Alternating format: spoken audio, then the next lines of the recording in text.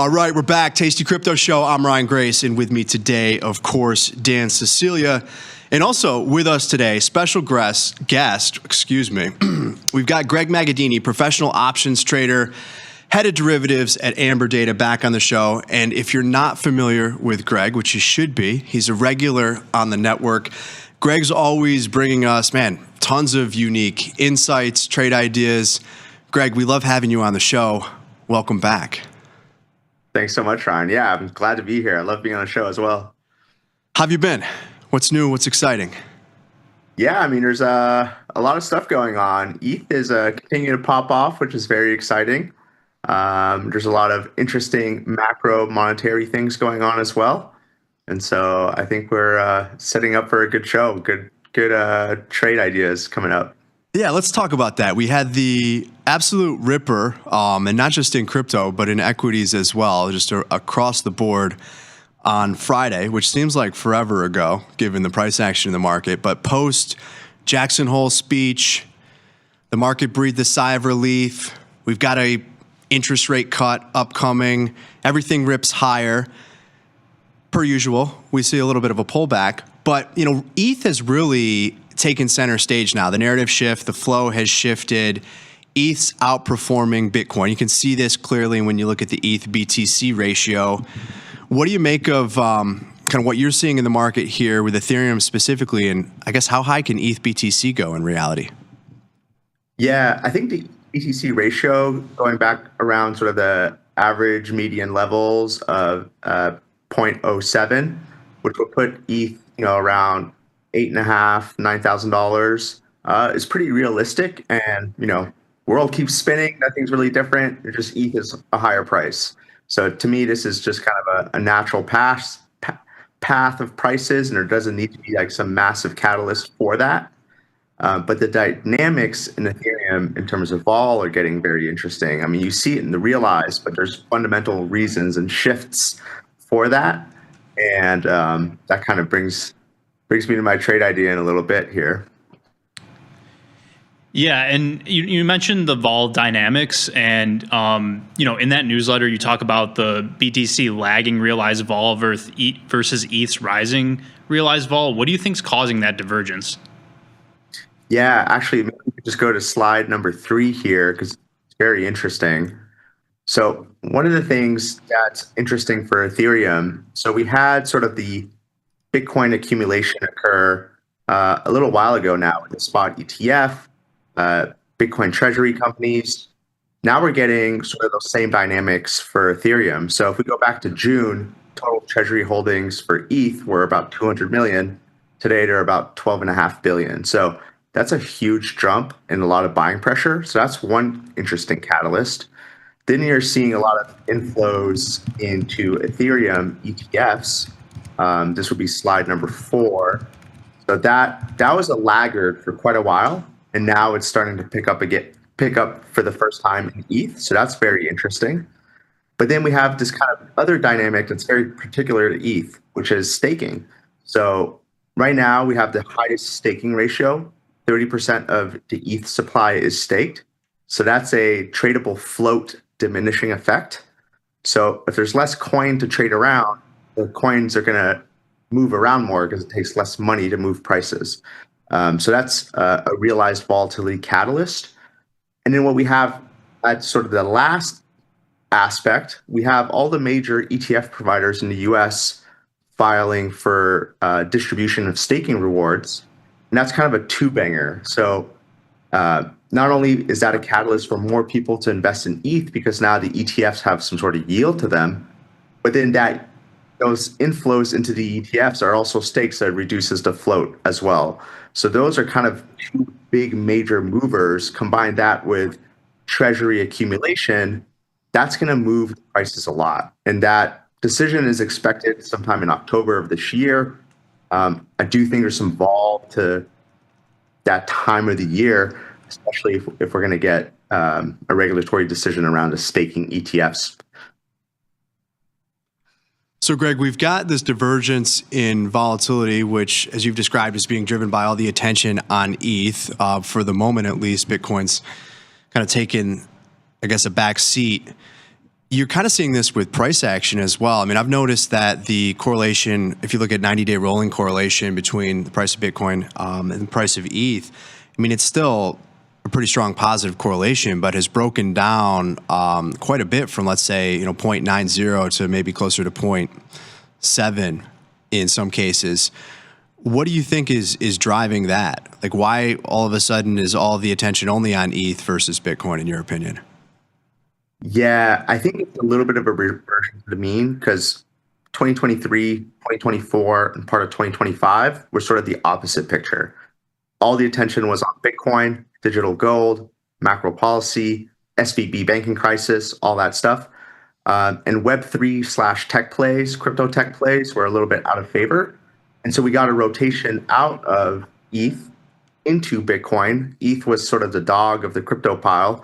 And now everyone is underinvested in ETH and the momentum is returning. So people who are in crypto typically have a portfolio of cryptos and they sort of rebalance away from the big winner, say say Bitcoin, to buy a laggard, say ETH.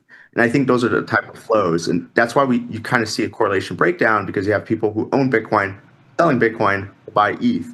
So you got selling at the same time as you have buying pressure. So that kind of breaks down the correlation a little bit. So if you see this correlation continue to move a little bit lower here, and we do see, when we look at ETH specifically, as you mentioned, there's a positive correlation between price and volatility right now, which I think is a pretty bullish signal, as we've discussed in the past. But if you go back to, this divergence between Bitcoin and ETH, not only in volatility terms, but also in price terms, you look at the breakdown and correlation. If that continues, do you expect that to be bullish, I suppose, for ETH or the ETH BTC ratio? Is that what you'd want to see? Is a further divergence? Yeah, I would say so, but I would say it's not necessary. You can have positive correlation, but just higher beta in ETH. So both are going up, but ETH is going up more. And that's actually a more constructive environment. We saw this in 2017, major bull market for crypto, but Bitcoin dominance went down and altcoin season came into fruition. So everything was going up, but smaller assets just had a higher beta and did better. And that's kind of the environment I want to see for Ethereum. I don't want to see an environment where Bitcoin's crashing for whatever reason and ETH is relatively strong. Yeah, so given this setup, let's move on to the trade idea you had in your newsletter. You alluded to selling the MSTR volatility, the premium in MicroStrategy, and buying ETHA volatility. Can you just break down that trade, what your thinking is there, and just how to set that up? Yeah, definitely.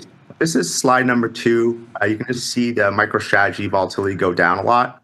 So kind of just setting up the picture, one of the things that you want to keep in mind when people buy volatility, when there's it's the insurance policy last resort, so to speak. So you can see that in the S&P 500, when you have market crashes, the only real hedge you have is a put option or some sort of volatility premium in VIX or something like that. And so in MicroStrategy, we have Michael Saylor selling convertible bonds to buy Bitcoin. So what that means exactly is that he's a supplier of volatility. Those convertible bonds have a 0 coupon, and they have an embedded option. The strike is around $670 on conversion for MicroStrategy. So if you're a convertible bond holder, really how you think about that is you have present value of the bond itself, and then you have sort of the embedded optionality. And if you're long that optionality, typically you would sell some MicroStrategy against your bond holding because you have a convert and that has a delta. And if MicroStrategy goes down, you buy back some shares because your delta goes down, so you need to rebalance and gamma scalp. And so that's typically the type of gamma scalping flows you see with just plain vanilla options. Now you would see them with convertible bonds. Now, the reason to me why this is so interesting is because it shifts the dynamics. For quite a while, we had MicroStrategy outperforming Bitcoin, and we had an increasing net asset value premium in MicroStrategy to its holdings. Now we have a decreasing MNAV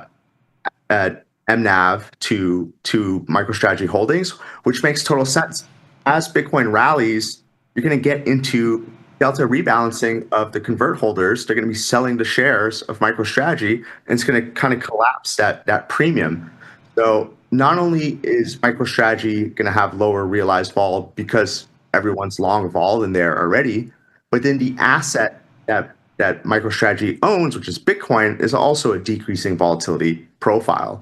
And the lower the profile of the MicroStrategy volatility, the less they can raise money with more converts to buy even more Bitcoin. So that actually reduces the Bitcoin volatility. So there's kind of all these mechanisms that are vol consolidating in MicroStrategy and Bitcoin. And as we just talked about, ETH has the exact opposite profile. We're just now getting treasury flows. We're now staking ETH. We're now getting a catalyst of the ETH ETFs coming online that can explode ETH volatility even higher. The last kind of component here, like the trade idea, in my mind, selling out of the money call spreads on MicroStrategy to buy out of the money call spreads on ETHA on a pretty closely delta dollars for delta dollars basis makes a lot of sense. So that's kind of a type of trade I think would be interesting. Okay, I want to take a look at that in the platform in just a second, Greg, but just so we understand this, we've described the divergence in price action, right? We want to be long ETH versus Bitcoin here. You can see that in the ETH BTC ratio. You also are looking at this from the volatility perspective where we want to be long ETH vol. It's trading positively correlated to price where we're seeing a decline in Bitcoin volatility. And I guess it gets to the third part of this question, just as I'm kind of rephrasing this back to you. Naturally you would just go in there and say, okay, well, why not just sell call options in IBIT? But as I understand it, you're saying MSTR is a better vehicle for this trade because of this dynamic you've just described. It's almost reflexive in nature given the structure of the vehicle. And so if you're going to put on the short vol and in some ways kind of negative delta position for Bitcoin or for IBIT, you actually would be better suited in many ways to do this in strategy or MSTR. Is that correct? Yeah, I think the dynamics are more interesting. And MSTR is also underperforming Bitcoin in price terms right now. So you're extra long the ETH BTC ratio by being long the ETH MSTR ratio. I love these trade ideas, Dan. I want to dig into this a little bit further, and I do want to bring up the platform just because I want to take a look, like what expiry and strikes would you consider with this? If our viewers want to take a look at this on the platform, are you going longer date or where are you looking here? Yeah, so I think October, November, December are sort of the interesting months for the ETH side. And so I'm kind of driven by the ETH side in terms of expiry selection, because I really want to see that regulatory ETF approval play out in terms of the staking. I think that's a catalyst for more inflows into the ETFs and more interest in just owning ETH and ETH ETFs and the staking ratio to be higher. So given that time frame, I mean, if we were just to look at, as an example here, the October expiry, what is the delta that you kind of would target, or where's your sweet spot in terms of you don't want to pay too much and you want to, have a little bit of bang for your buck, I suppose. Kind of how do you hone in on what that spread looks like or what option you're going to buy, how wide your spread's going to be? Like, how do you think about risk as well in that sense? Yeah, I'm actually not too sensitive in terms of the strike selection. Basically, what I want to do here is that given the spread that I'm putting on in MicroStrategy, that's going to give me a delta. And so let's say the delta is 10 times 350 gives me 3,500 delta dollars.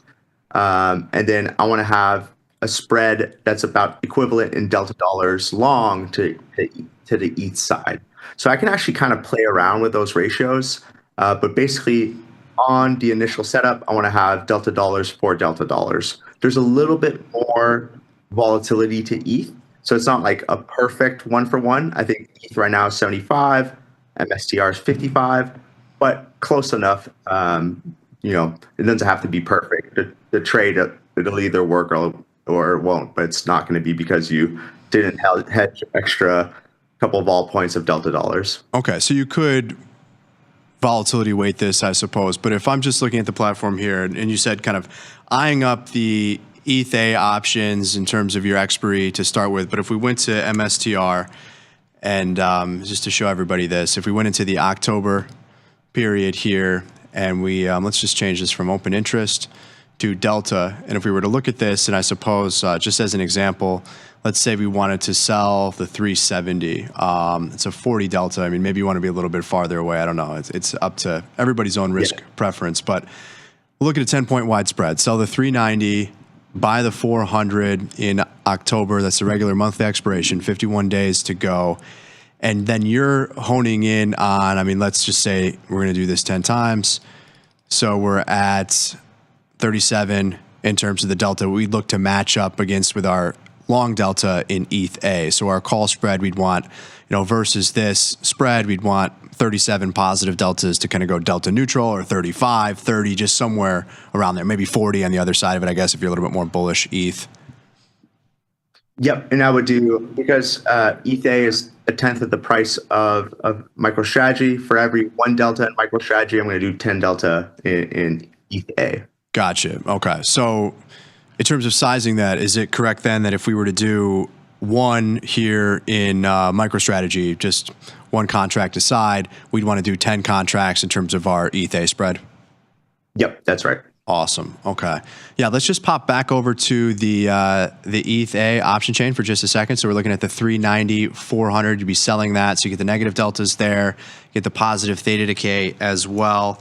Go over to ETH and just looking at that same delta setup, about 37. We want to be in the same expiration, and correct me if I'm wrong here, Greg, but if we went out here and just start to play around with this a little bit, so this is going to get us 6 deltas. I guess you'd have to go a little bit, closer to the money, or widen the spread out a little bit in terms of how you might set it up?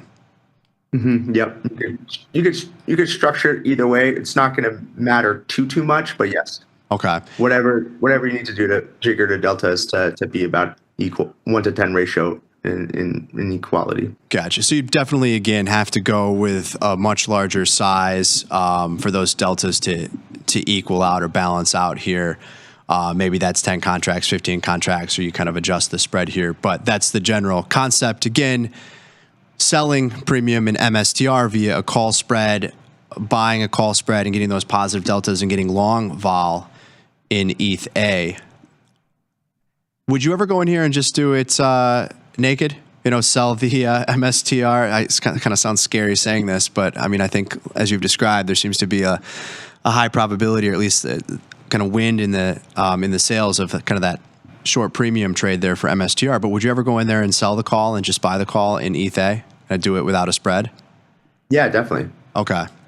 All you have to do is just ratio down your sizes. And, just use a stop like you would in any short position, or actually any long position. Just manage that risk. But yeah, the scary thing with selling out of the money calls is sort of the convex exposure. So if you're selling like 1 delta options, you're selling that in size, that can quickly explode in your face in any move in vol. But if you're selling kind of a meaty option, the payoff ends up looking more like a short stock. So it's a lot easier to control. Is there any risk that you see to this trade? Like, you talk about that structure where sailors, that ATM structure where the volatility is dampening. Is there anything where that rips higher? Like, is it some unwind? Is there some leverage somewhere? Is there anything you could think of there? Not necessarily the MSTR component, but if you get like Bank of Japan buys $1 trillion of Bitcoin, all bets are off the table. Right. Okay. All right, that is the trade setup. And again, I think key to hone in on here is you want to make sure that you are in some ways accounting for volatility, but sizing this appropriately given the notional value of the 2 instruments here, or of these spreads. You're trading one, as Greg mentioned, that's $300 some a share, and the other is only 34. So you need to do that basically 10 to 1, and you want to balance those deltas out. We're going to put this trade on tomorrow when the market's open, Greg. We'll put it on the follow page in the Tasty Live platform. But Love the idea per usual. Before we wrap things up, we got a couple more minutes here. I want to go back to your newsletter, which if people aren't on the list, how can they get on the Amberdata newsletter list that goes out every Sunday? Yeah, you can follow us at amberDataDerivatives.substack.com. Highly recommend it. That is one of the recommendations I can make on the show, Dan. Like I said, before we wrap things up, something that stood out to me in reading your most recent piece, Greg, was what you coined the boom catalyst, which I even made a slide for this one. So if we throw that up as a little backdrop here, can you describe kind of how you're thinking about maybe what's next for the Fed, the current macro backdrop, and this boom catalyst that could be on the horizon? Yeah, definitely. Just to contextualize it, so when we went off the gold standard in the 1970s, gold was $35 an ounce. Then we went straight to fiat money, unbacked currency. Gold in the next 10 years went up to $700 an ounce, so 20x. So that was the 1970s boom effect, boom catalyst. In my mind, the Fed independence or pressure from, the administration on lowering rates and easy money and being dovish is also a potential boom catalyst where we're in good times, but the Fed feels the force of cutting rates and loses its central bank independence. So that would be a game changer in my mind. Yeah, it seems like we're close to that. I mean, you, not necessarily on a daily basis, but you clearly get the tweets from Trump around, the need for lower interest rates, replacing Fed Chair Powell. I think Scott Bessent, U.S. Treasury Secretary, has been out talking about, rates realistically being 150 basis points or so lower. We'll see if we get there. I think in some ways you could probably see a slight rise in inflation on the horizon here in terms of the rate of change. But then if you have a Fed that doesn't fight that, right? I mean, then it's off to the races for gold, for crypto, maybe for long duration tech stocks in the environment that the Fed's fine, almost bizarrely, but given there maybe is a lack of independence at this stage, but is fine with that rise in inflation while they're continuing to cut. Mm-hmm. Where do you think, is that needed, I suppose, for us to get to that 700ths of a Bitcoin ETH BTC ratio? Is that, does it fall on kind of what happens next given that dynamic for markets? How do you think about that? For the ETH Bitcoin ratio, I don't think we need that. I think that's just reverting. Like ETH is just playing catch up to where it should have been. In terms of just overall hard assets and inflation hedges, I do think this boom catalyst is, a game changer, so to speak. Like prices of platinum, silver, gold, Bitcoin, crypto in general, equities can just move a lot higher from here, despite wherever valuations are.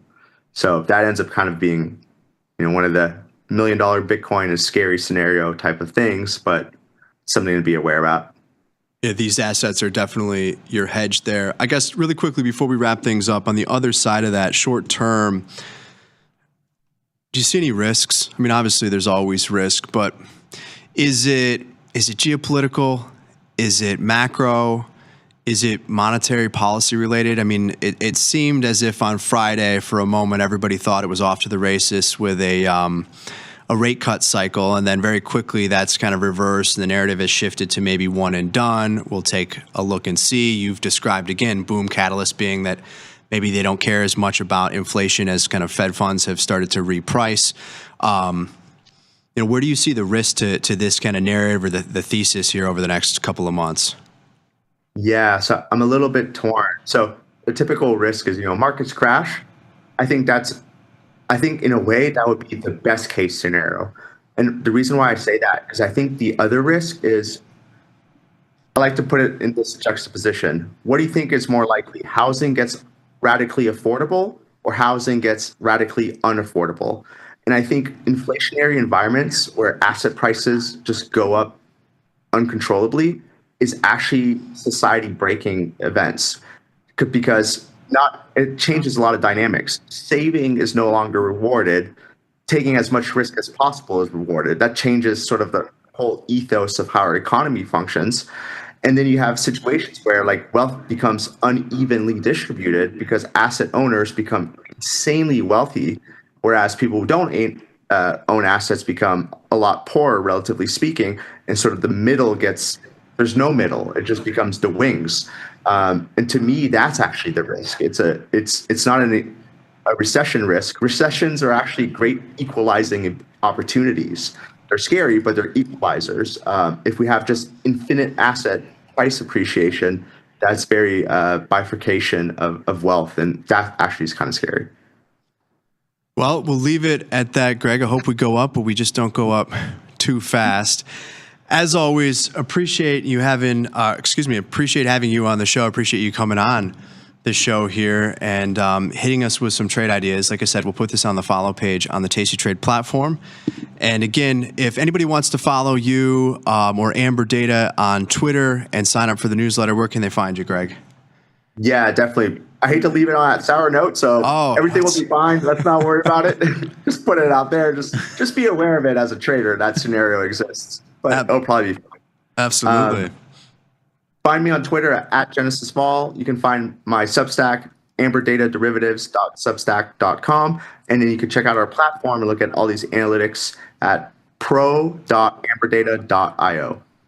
Awesome. Well, thanks again, Greg. That's going to do it for our show. We'll be back on Monday. Until then, we won't be back on Monday. I apologize. We have the day off. We'll be back Wednesday. Some point next week, we'll be back streaming live. Beans is on Friday. Make sure to tune in to Dan and Shelly on the Tasty Crypto YouTube channel. We'll be back next week. Until then, I'm Ryan. I'm Dan. Peace.